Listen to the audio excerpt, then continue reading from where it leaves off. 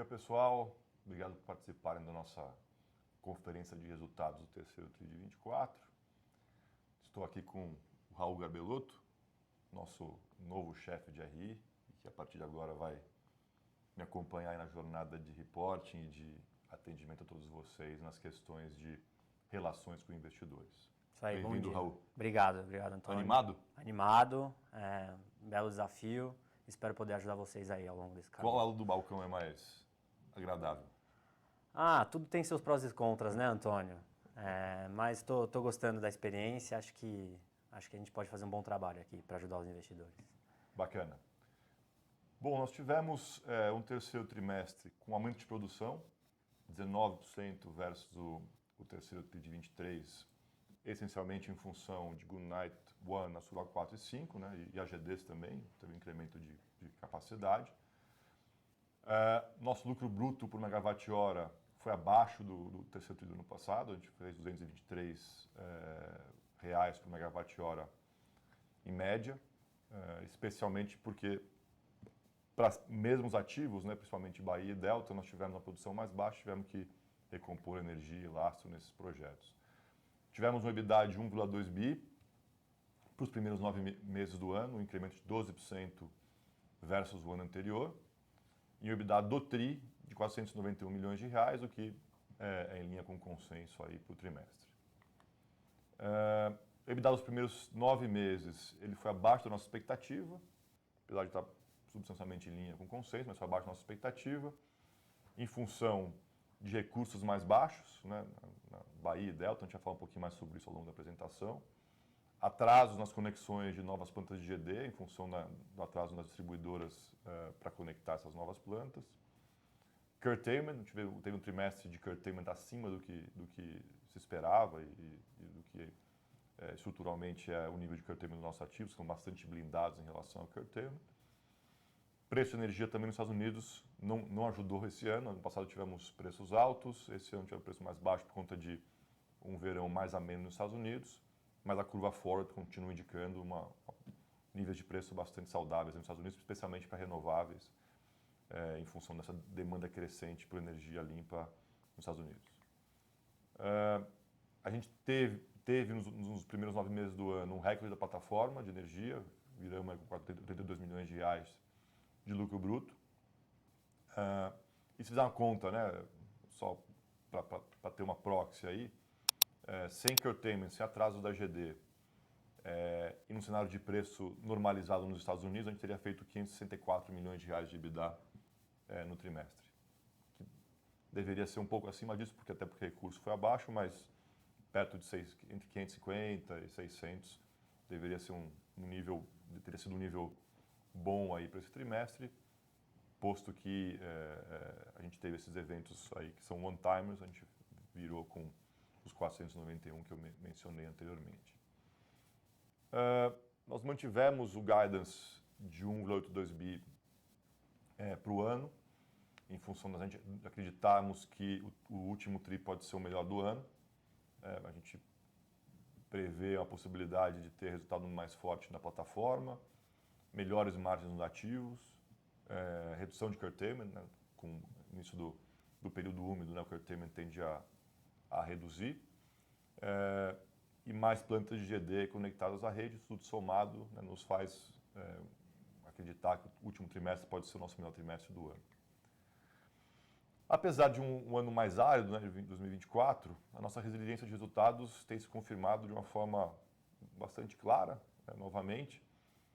Se você considerar os 3 períodos que nós demos guidance, né, 2022, 2023 e 2024, já com uma companhia que faz desenvolvimento também, né, que são esses 3 anos aí que nós fazemos desenvolvimento e operação de ativos, a gente vai num cenário em que a gente entrega no centro do guidance esse ano, a gente vai estar quase com 100%, né, em linha com o guidance somado inicial dos anos, né, 22, 23 e 24, ou seja, bastante consistente com o guidance, e num cenário da gente eventualmente estar mais para a banda de baixo do nosso guidance esse ano, ainda assim a gente vai ter aí uma diferença de 2,7% no nosso guidance original versus realizado, o que para anos mais complexos, né, anos de maior curtailment, etc., recursos ainda aquém da média histórica, nos parece um número bastante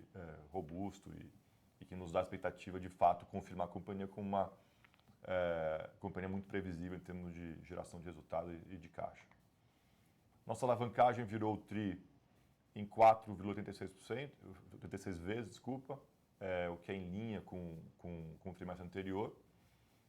E nossos índices de cobertura de caixa têm sido bem confortáveis, a gestão desse KPI, que é super importante para nós, tem sido bem confortável, desde que nós levantamos as linhas de longo prazo de Goodnight 1, a Suruá 4 e a Suruá 5. Então, não só a gente tem expectativa de continuar desalavancando a companhia, né? Nós temos uma taxa de conversão de EBITDA bastante alta, como você sabe, 80% do nosso EBITDA, em média, se transforma em caixa. Isso vai proporcionar uma queda recorrente, né, do nosso endividamento, e o que é bastante, né, um endividamento que é bastante previsível de longo prazo, né? Nós temos uma dívida barata e de longo prazo, né? Só para lembrar, né, a gente tem aí um custo nominal de dívida de 8,75% via as linhas estáveis, né, BNB, BNDES, né, IPCA+. Só 20% da nossa dívida é linkada ao CDI. Portanto, nós temos uma receita indexada à inflação, né? Então a gente consegue se redear em relação a movimentos inflacionários e juros, né, transitando para níveis mais altos. E ao mesmo tempo nós temos uma dívida barata e muito ancorada. Portanto, com esse nível de conversão de caixa muito alto, a companhia tem a capacidade de alavancagem muito alta e, portanto, essa questão, hoje em dia, acho que é pacificada entre nossos investidores também, né, em relação à nossa capacidade de desalavancar rápido e continuar seguindo aí, eventualmente pensando em novas possibilidades para investimento. O mercado dos Estados Unidos continua bastante vibrante, né, muitas oportunidades decorrentes desse boom de demanda por energia renovável vindo de AI, de dados, eletrificação de mobilidade, entre outros fenômenos, né? Muitas empresas ainda perseguindo metas de net zero aí nos próximos anos, etc. Então, tudo isso tem feito a demanda por energia renovável ser bastante robusta nos Estados Unidos. E, como próximo passo, né, desde o ano passado a gente tem dado essa indicação para o mercado, nós estamos bem focados em deixar o Goodnight 2 em condições de ser lançado, né, com retornos acima dos nossos hurdles, ao mesmo tempo em que nós estamos aí trabalhando nas alternativas de funding para o Goodnight como um sistema integrado, de forma que a gente possa aí seguir o nosso plano de negócio nos Estados Unidos, que é um mercado que estrategicamente faz muito sentido para a gente, não só do ponto de vista de diversificação de ativos, mas também a gente acredita que ao longo dos anos a gente vai poder também ter uma estrutura de capital mais barata em função de ter ativos lá, de ter receita em dólar e assim por diante. No Brasil, nós continuamos focados em otimização do portfólio existente, né?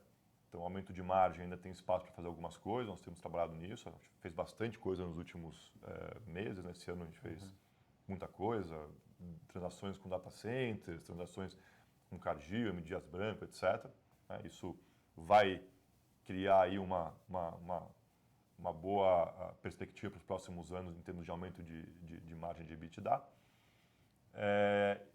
Além disso, nós temos trabalhado também em estruturas de hedging de curtailment. Obviamente, curtailment, no nosso caso, é mais uma questão associada à Bahia, né? Os outros projetos têm muito pouca exposição a isso, mas com algumas ideias interessantes para fazer hedging de curtailment na Bahia. E, não obstante esses focos, a gente também sempre fica de olho em oportunidades pontuais para fazer rotação de ativos. Obviamente que o nível de juros altos, né, faz você fazer uma venda interessante mais difícil, mas a gente tem aí algumas ideias que podem acontecer nos próximos meses. Passo aqui para o Raul agora para fazer um destaque dos números do TRI, depois a gente continua aí no bate-bola. Então vamos lá. Acho que como o Antônio já falou, a gente teve aí um lucro de energia do ProTri de 676 milhões, que resultou no EBITDA de 491, virtualmente flat aí ano contra ano. Acho que a gente teve a entrada de novos ativos no ano contra ano, principalmente a Sura 5 e Goodnight 1, que jogam a favor. E aí as forças, né, que jogaram contra, que foram lá os efeitos de curtailment, atrasos de GD, etc., que fizeram essa visão estável aí de EBITDA ano contra ano. Uma métrica nova que a gente está querendo trazer, Antônio, que acho que ajuda os investidores a entenderem melhor a rentabilidade potencial do negócio, é o lucro caixa, né? Então, o que é o lucro caixa? A gente basicamente exclui a depreciação contábil que transita na nossa DRE e volta com o CAPEX de manutenção ou CAPEX recorrente da nossa base de ativos, que é basicamente aí ativos operacionais, mais as nossas atividades de desenvolvimento que fazem parte corriqueira aqui do nosso negócio. E quando a gente olha para essa métrica, né, de lucro caixa, tanto no 3 meses quanto no 9 meses, a gente vê aí um earnings yield, né, um lucro caixa anualizado na casa dos 9% para os 9 meses e um número bem saudável também para o terceiro tri desse ano, na casa dos 210 milhões.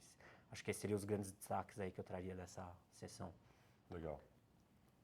Esse é o número que você faz a correção de caixa, né? E aqui, seguindo, a gente está tentando trazer essa prática aqui para vocês acompanharem. A gente, como o Antônio mencionou no começo, a gente enxerga que nosso negócio deveria ter uma alta conversão de EBITDA em fluxo de caixa livre, e aqui a gente tenta trazer essa quebra.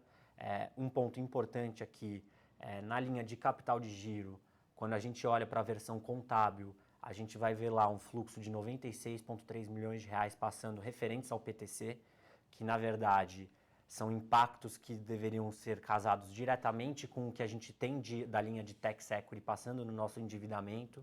Então a gente aqui tenta trazer a visão ajustada de capital de giro, onde a gente tira o PTC da linha de impostos a recuperar e joga ele para a linha de tax equity que está sendo amortizada. Se você for ver a nossa amortização tri contra tri na linha de tax equity, foi exatamente esse valor.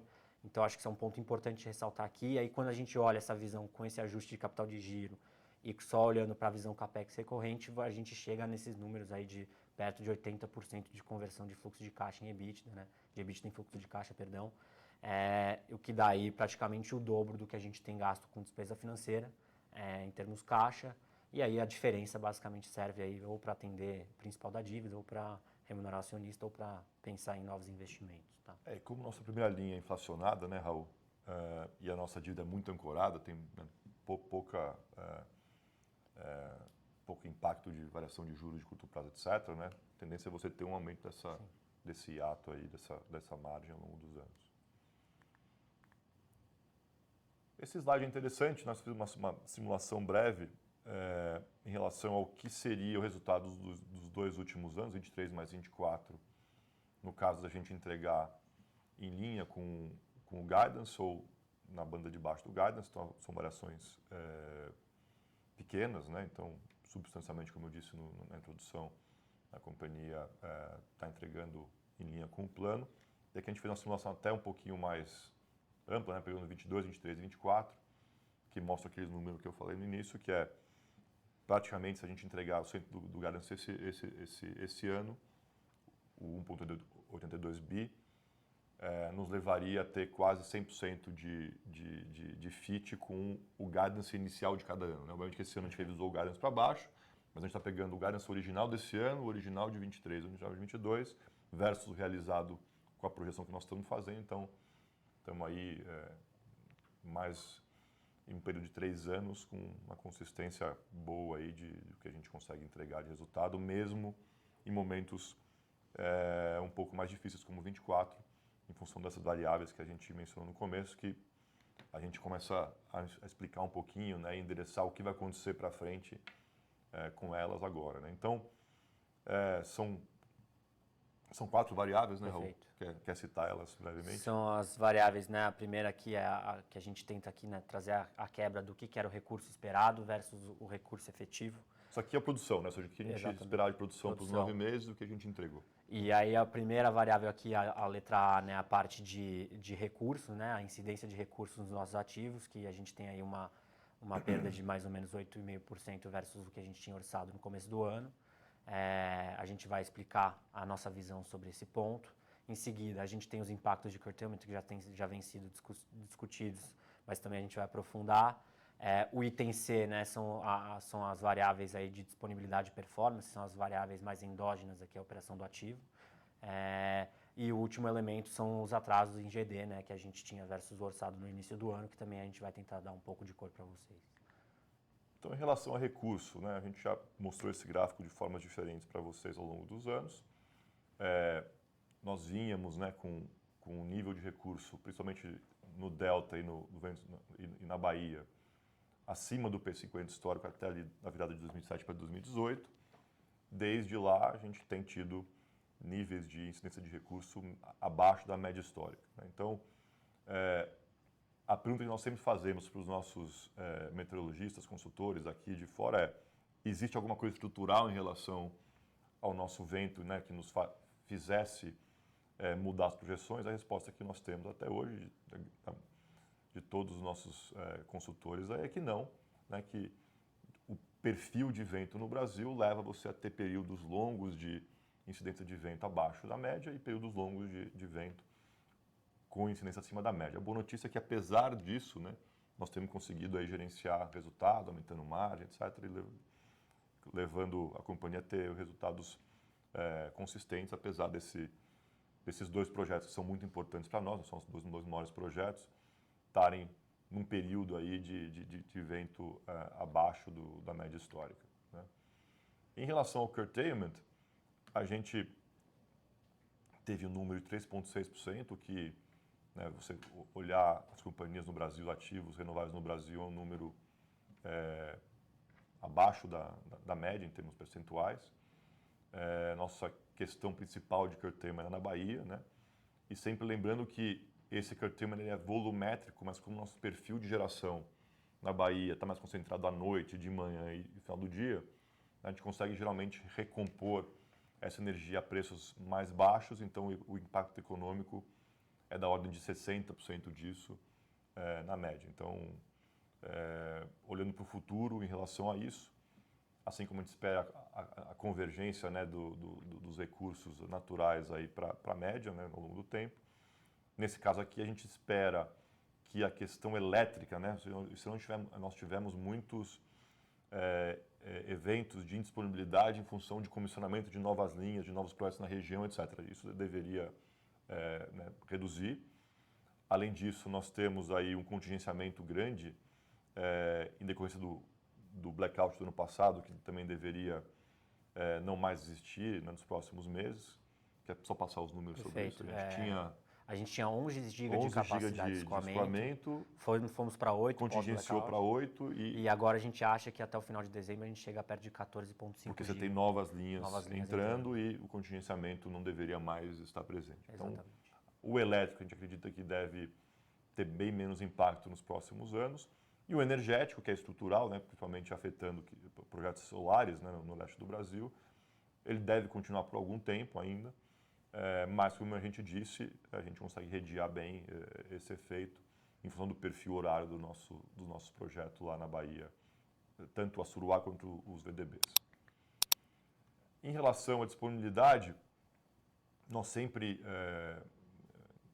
utilizamos o modelo de full service com nossos fornecedores. A gente acredita que é o melhor caminho para você ter uma resiliência de resultado e não ter impactos, né, tecnológicos de manutenção, etc., no seu resultado.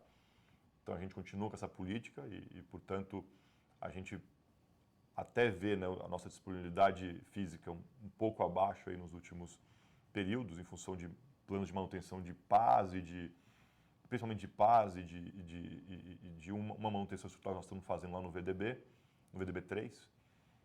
Mas mesmo assim, nós estamos com níveis, né, ajustados às indenizações, né, às restituições que nós temos dos nossos fornecedores, níveis de disponibilidade altos.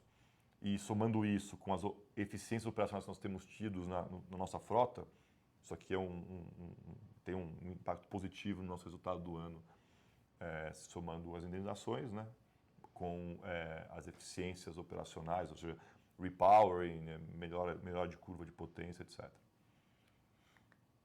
E, por último, as GDs, né, como a gente já comentou com vocês nos últimos trimestres, nós observamos aí um atraso nas conexões das GDs por parte das distribuidoras. A gente terminou as obras das nossas GDs, mas não conseguimos conectar algumas delas ainda. Quer passar os números? Perfeito. Acho que é isso. A gente entregou os ativos on time, on budget, mas, enfim, as distribuidoras não estão cumprindo os prazos regulatórios de conexão dos nossos ativos. O nosso novo plano aqui, junto com essas distribuidoras, é da expectativa da gente conseguir conectar até 14,5 megawatt correntes até o final do ano e mais 15 megawatts correntes aí ao longo de 25, com alguma expectativa de que até o fim do primeiro semestre tudo se resolva, tá? Naturalmente, esses prazos podem se atrasar de novo, a gente continua dependendo da conexão por parte das distribuidoras, mas é a melhor estimativa que a gente tem hoje, tá? E no limite, tudo deveria se resolver de qualquer forma ao longo de 25. Então, entrar em operação de tudo aí ao longo de 25, já um pedaço já entrando esse ano, e, obviamente, nossa área regulatória está avaliando aí medidas que a gente possa tentar compensação por parte das distribuidoras que não cumpriram as obrigações de prazo delas. Nos próximos trimestres, a gente deve aí informar vocês sobre o que nós estamos fazendo e qual a expectativa de indenização por esses atrasos. Em relação a preço nos Estados Unidos, que também foi um elemento importante, né, do resultado, a gente vinha, né, com um nível alto de preço até o ano passado. Esse ano, em função de um verão bem mais ameno no Texas, a gente teve preços abaixo da nossa projeção. Só para explicar para vocês, né, como a gente faz a projeção. A gente pega a curva forward no momento do orçamento, dezembro do ano anterior, e faz o orçamento com base na curva forward. Né? A gente sempre tem que marcar as coisas a mercado. Então, o realizado foi abaixo da curva forward, portanto, teve um impacto aí no nosso resultado. Acredito que se a gente não tivesse tido esse nível de preço mais baixo nos Estados Unidos esse ano, a gente teria girado aí uns 80 milhões de reais a mais de EBITDA. A boa notícia é que a demanda por renováveis continua muito alta nos Estados Unidos, né? E a curva forward continua indicando níveis de preço saudáveis aí naquele mercado. O que deve acontecer provavelmente é que, dada essa demanda, esse apetite de investidor, de clientes por energia renovável, a gente deve, no pacote de Goodnight 2, incluir também fornecimento de energia de longo prazo de Goodnight 1, de forma que essa variabilidade de resultado em decorrência dos preços de curto prazo seja bastante atenuada, quase eliminada aí nos próximos anos.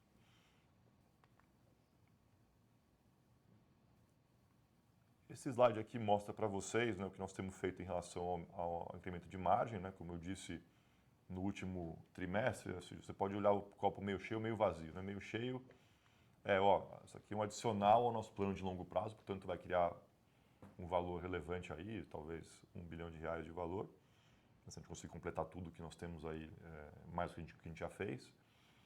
Mas tem outra abordagem que isso aqui é um colchão para, eventualmente, mais anos de recursos abaixo. Então, ou de uma forma ou de outra, né, acho que foram medidas aí bem importantes para a companhia continuar entregando sua jornada aí de resultados consistentes. A gente espera ainda para esse ano fechar talvez uma ou duas operações aqui no Brasil. E, além disso, provavelmente, como eu disse antes, o Goodnight 1 deve passar a ter um contrato de longo prazo que também deve criar valor versus a projeção, a mera projeção de preço de merchant. Algum comentário sobre isso, Raul? Eu acho que aqui é importante ressaltar, Antônio, acho que um pouco da natureza da companhia de não se contentar com um portfólio contratado. A gente viu uma oportunidade de mercado interessante de originar novos contratos a preços melhores do que o nosso portfólio existente, que gerariam valor para a companhia. Existiria a alternativa, eventualmente, de esse pool de contratos que a gente conseguiu originar, a gente fazer novos investimentos, mas a gente escolheu o caminho de otimizar o nosso balanço de energia e maximizar a rentabilidade, mostrando aí um pouco da nossa natureza de, né, isso aqui é o nosso core business, somos incansáveis na na tentativa de maximizar o valor dos ativos do portfólio. Eu acho que isso ilustra bem o que a gente fez, né? E a gente aí está virtualmente 100% contratado no Brasil, num momento aí de muita volatilidade e incerteza no cenário de preço de longo prazo. Boa. Acho que assim, essa mensagem é importante. Nós podemos errar e acertar, mas a gente sempre tem um foco muito grande em maximizar a rentabilidade, criar valor, etc., porque a gente sabe que isso que nos trouxe até aqui e isso vai nos levar mais adiante, né? A alocação de capital é o elemento chave aí para as companhias serem saudáveis e terem vida longa. Então a gente tem um baita foco nisso. Acho que essa iniciativa é bem emblemática sobre isso mesmo. A gente tinha a oportunidade de, não, vamos fazer mais volume, vamos lançar projetos novos, tal, porque tem cliente, tem contratos, mas a gente decidiu fazer mais sentido no momento a gente otimizar a rentabilidade dos ativos existentes. Muito bem. Acho que para fechar aqui a gente só reforça, como a gente tem feito sempre, né? Companhia muito contratada, portanto, esses longos contratos inflacionados, né, com uma dívida muito ancorada e em termos nominais muito barata, né, versus o mercado, nos fazem aí uma companhia que tem um valor real, né, em termos de fluxo de caixa muito grande nos próximos anos, e gerenciar isso de uma forma inteligente, né, de forma a eventualmente no futuro pagar dividendo ou fazer alocações de capital que continuem criando valor, etc. É a nossa missão aqui, a arte que nós temos que desenvolver, mas com base no nosso histórico, a gente certamente vai fazer boas escolhas nos próximos trimestres também. Um comentário sobre esse Acho que é isso, acho que a mensagem foi dada. Legal. Acho que com isso a gente fecha aqui, pessoal. Sempre abertos aqui a ouvir suas perguntas no nosso Q&A. Obrigado. Obrigado.